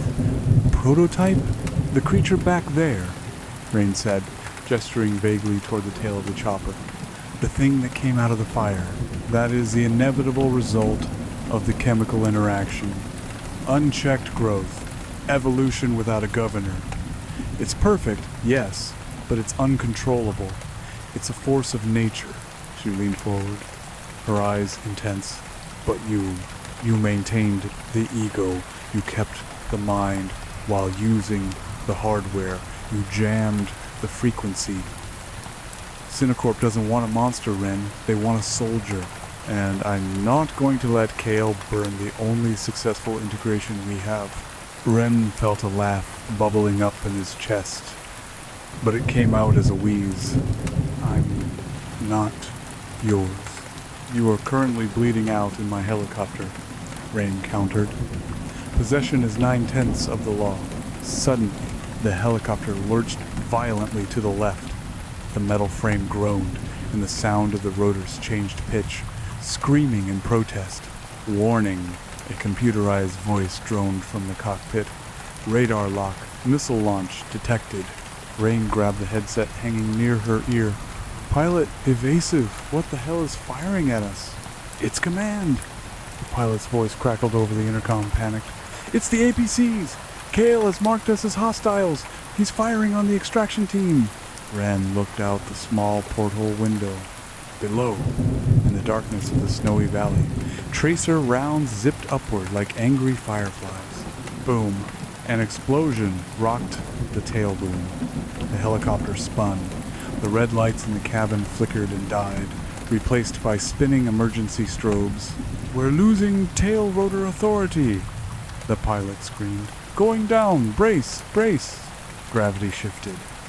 Ren was thrown against the fuselage. The world became a blur of spinning horizons, snow, sky, fire, snow. Rain was shouting something, but the roar of the engine drowning meant nothing. The ground rushed up to meet them. The old Chemdyne Plant Sector 4. The crash wasn't a singular event. It was a series of violent impacts. The helicopter clipped the top of a rusted water tower, shearing off the main rotors. The fuselage, now a ballistic sledgehammer, plowed through a chain-link fence and skipped across the frozen concrete of a loading dock before slamming into the side of a brick factory building. Silence followed. Then, the dripping of fuel. Ren hung upside down. The harness had saved him, but the metal strut it was attached to was bent inward, pressing against his healing ribs. He groaned. The pain was sharp, immediate, and grounding. "Rain?" he croaked. There was no answer. Ren reached for his buckle. It was jammed. He looked around. The cockpit was crushed. The pilot was gone, either thrown clear or buried in the twisted metal of the nose. Ren focused. He needed strength. "Open!" He commanded his own muscles. He felt the surge. The adrenal glands dumped a cocktail of hormones that no human body should produce. His biceps swelled, the fabric of his jacket tearing. He grabbed the webbing of the harness and pulled. With a sound like tearing canvas, the straps snapped. Ren dropped to the ceiling of the overturned chopper, landing in a crouch. He kicked the warped door open and tumbled out into the snow. The cold hit him instantly. He stood up, swaying. They had crashed in an industrial graveyard. Towering silos of rusted steel loomed overhead, connected by a labyrinth of pipes that hissed with escaping steam. Faded signs on the brickwork read, Chemdyne, better living through chemistry. This was the source, the plant that had made preservatives in '86. A few yards away, Rain was pulling herself out of the wreckage. She was limping badly, holding her side. Her white armor was cracked, stained with hydraulic fluid and blood. Kale, she spat, coughing. That son of a bitch actually shot us down. Ren walked over to her. He didn't offer a hand. He just looked at the burning wreckage. He's coming, Ren said. Kale? No, Ren said. He tapped his temple. The other one, the quiet one. He could feel it. The connection was different now. Before, with the hive, it had been a roar of voices. This new presence was a single, piercing note. A sonar ping in the dark. It was hunting. We need to move, Ren said. Inside, he pointed to a gaping maw in the factory wall where a blast door had rusted off its hinges. My extraction beacon is active, Rain said, checking a device on her wrist. Another team will... No one is coming, Ren interrupted. Kale controls the airspace. If another chopper shows up, he shoots it down. We're on our own. He turned and limped toward the factory. After a moment of hesitation, Rain followed. Inside the plant processing floor B, the interior of the Chemdyne plant was a cathedral of industrial decay. Catwalks crisscrossed high above a floor covered in massive vats. The air smelled of sulfur and stale copper. Moonlight filtered through the shattered skylights, casting long, cage-like shadows across the machinery. This place, Rain whispered, her voice echoing slightly. It's been offline since the spill in '86. Not offline, Ren murmured. Dormant, he walked past a row of glass control booths. The skeletons of office chairs sat behind dust-covered consoles. He stopped at a vat. It was labeled Batch 404, Cryogenic Preservative. The side of the vat was ruptured. Something had clawed its way out from the inside, bending the inch-thick steel like tinfoil. But the claw marks weren't fresh. They were decades old. They didn't just dump the chemicals in the valley, Ren realized. They were experimenting here first. On what? Does it matter? Rain asked, leaning against a railing to catch her breath. She was pale, clutching a wound in her abdomen. We need a defensible position. Clang. The sound came from the loading dock, back where the helicopter had crashed. Metal, striking metal, heavy, deliberate. Ren froze. He closed his eyes, extending his senses. He felt it. A cold, void-like presence entering the building. It didn't have a heartbeat he could track. It didn't breathe. It was a biological machine. Up, Ren hissed. Get to the high ground. They scrambled up a rusted metal staircase to the catwalks. The grating groaned under their weight. Below them, on the processing floor, a shadow detached itself from the darkness near the entrance. The obsidian creature, the final product, stepped into a pool of moonlight. It was terrifyingly elegant. Its black carapace was sleek, almost liquid in the way it moved. It walked on two legs, but its posture was hunched, predatory. The blade arms were tucked against its sides. It stopped. The sensory dome of its head rotated slowly. It couldn't see them, not with eyes. It was tasting the air. It was feeling the vibrations. Rain unholstered a heavy, high-caliber pistol. Her hand was shaking. Don't, Ren whispered. It'll hear the hammer cock. Too late. Rain's thumb slipped on the safety. Click. The creature's head snapped up. It didn't roar. It didn't screech. It simply bent its knees and launched. It cleared 30 feet of vertical space in a single bound, landing on the catwalk 20 yards from them. The metal grating buckled under the impact. Run! Ren yelled. He shoved Rain toward the control room at the end of the catwalk and turned to face the monster. The creature rushed him. It moved with a blur of speed that the human eye couldn't track. Ren reacted on instinct. He ducked under a horizontal slash that severed the handrail cleanly. He drove his shoulder into the creature's midsection. It was like hitting a brick wall. Ren was thrown backward, sliding across the grating. The creature loomed over him. It raised a blade arm to impale him. Ren looked at the creature's chest. The carapace was thick, but there were seams. Veins of red light pulsed beneath the armor. It has a cooling system, Ren thought. It generates too much heat. Ren rolled aside as the blade punched through the steel floor where his head had been. He scrambled to his feet. Hey! Rain stood at the door of the control room. She raised her pistol and fired 3 shots. Bang, bang, bang. The rounds sparked off the creature's armor, ricocheting harmlessly, but the impact drew its attention. It turned toward Rain. Go, Ren screamed. He grabbed a loose length of pipe from the broken railing and swung it like a baseball bat. He aimed not for the armor, but for the joint of the creature's knee. Crack. The pipe bent, but the creature stumbled. It let out a hiss of steam. Ren didn't wait. He sprinted past the creature, grabbing Rain by the back of her armor and shoving her through the control room door. He slammed the heavy steel door shut and spun the locking wheel. A second later, a massive impact shook the door. The steel bulged inward. It's going to get in! Rain gasped, sliding down the wall. Ren looked around the control room. It was a master control center for the plant. Banks of switches, flow charts, and pressure gauges. His eyes landed on a schematic on the wall. Fire suppression system, halon, nitrogen purge. The heat, Ren said. It runs hot. That's why it was in the snow. That's why the fire catalyzed it. It feeds on thermal energy. He looked at Rain. We have to freeze it. Rain looked at the console. The system is dead. No power. Ren looked at the door. Another dent appeared, the metal tearing at the seams. A black blade poked through, sawing at the lock. The generator? Ren said. Where is the backup generator? Rain checked. The schematic. Basement. Sub-level 1. But to get there we have to go back out there. Ren shook his head. He pointed to a maintenance hatch in the floor of the control room. Cable chase, he said. It leads down. The door hinges screamed. The creature was tearing the frame out of the wall.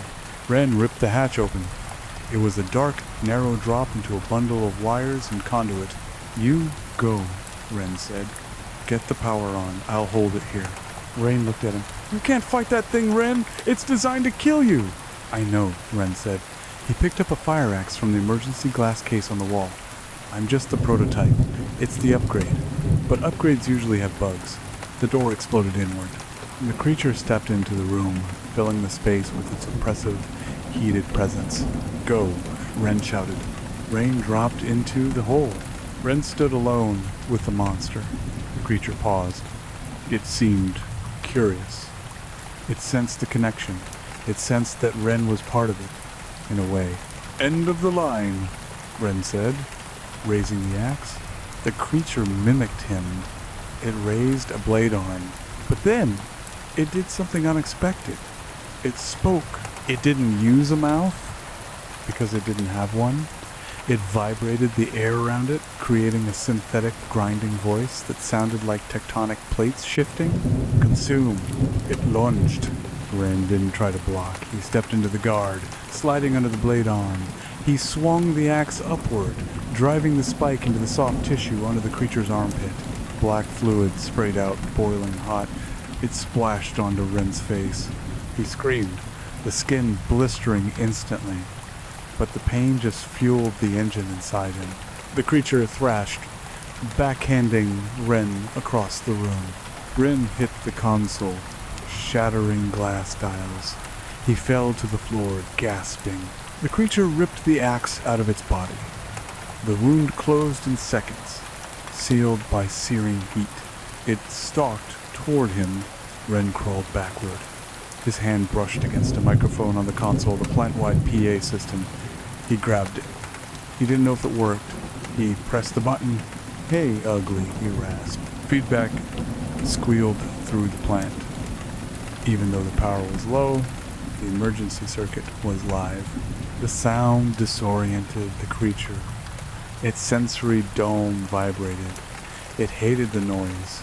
Ren kept the button pressed. He tapped the mic against the metal console.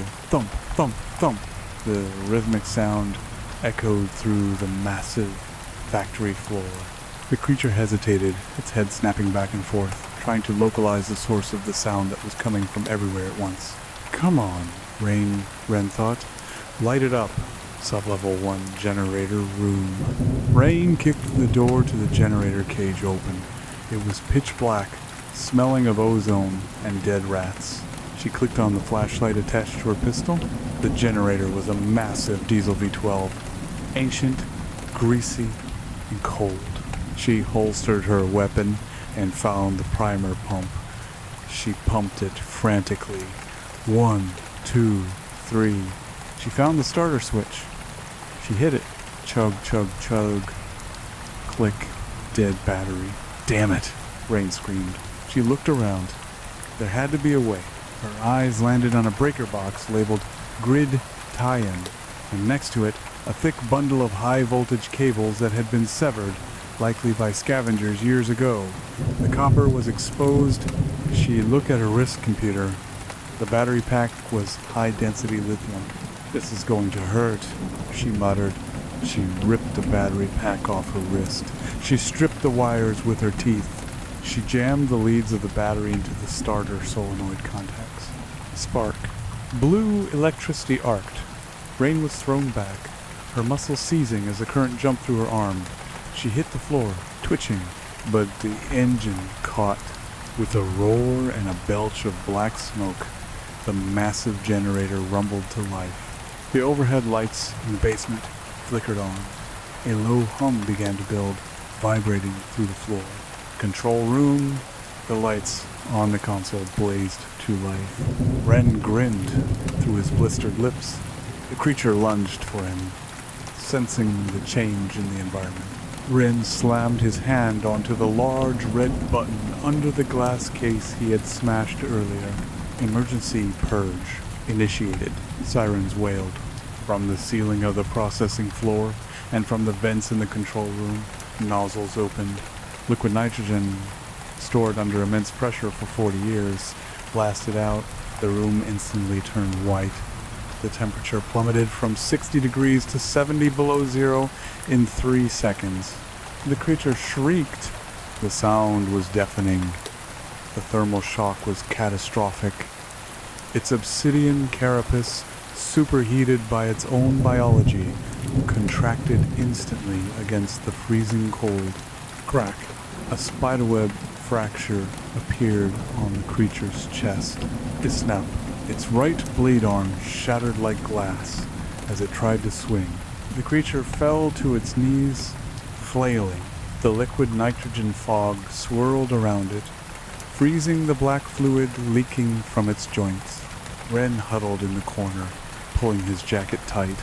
His own body was fighting the cold, his metabolism ramping up to keep him warm, but even he was slowing down. He watched the monster die. Or not die. Stop. The creature froze solid. It became a statue of black glass and ice, captured in a pose of agony. The red light in its veins dimmed, then went dark.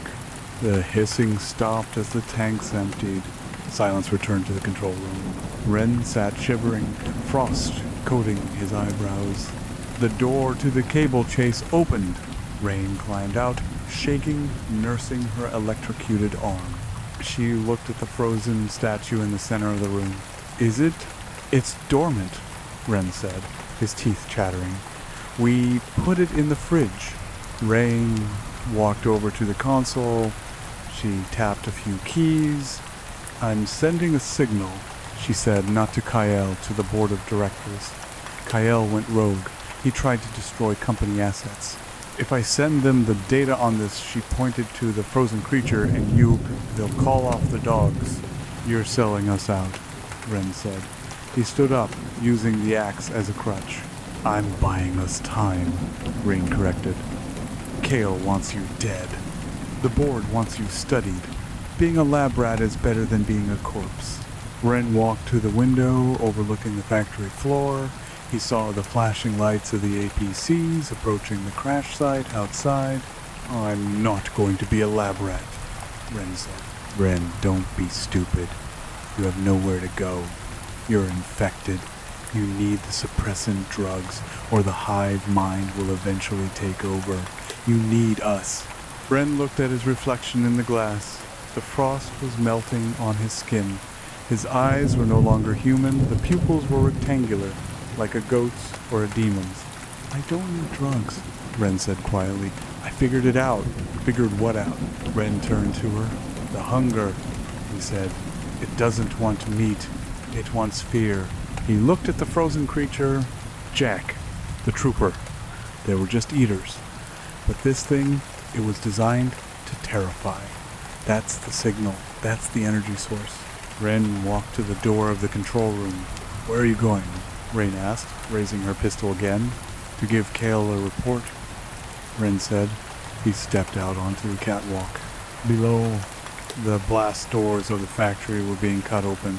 Sparks flew. Cinecorp soldiers were breaching. Ren looked down at them. He didn't feel fear anymore. He felt a cold, hard purpose. He wasn't the survivor anymore.